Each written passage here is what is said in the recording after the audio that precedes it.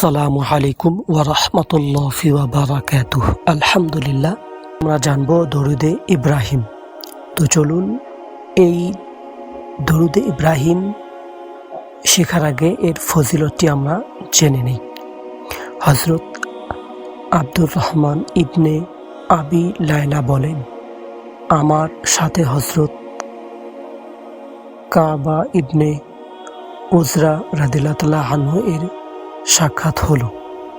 তিনি বললেন, আমি কি তোমাকে এমন একটি হাদিয়া দিব যা আমি রাসূল সাল্লাল্লাহু আলাইহি ওয়াসাল্লাম থেকে শুনেছি?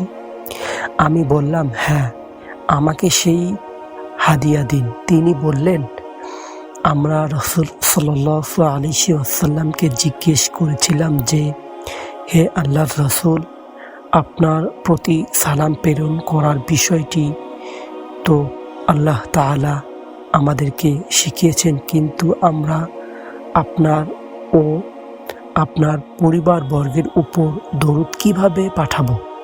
উত্তরে তিনি উপরোক্ত দোয়াটি পড়তে বললেন, অর্থাৎ দরুদে ইব্রাহিম পড়তে বললেন। আল্লাহুম্মা সাল্লি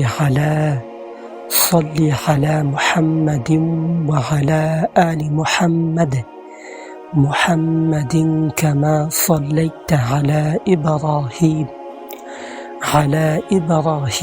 ওয়া আলা আলি ইব্রাহিম ইন্নাকা হামিদুম মাজিদ।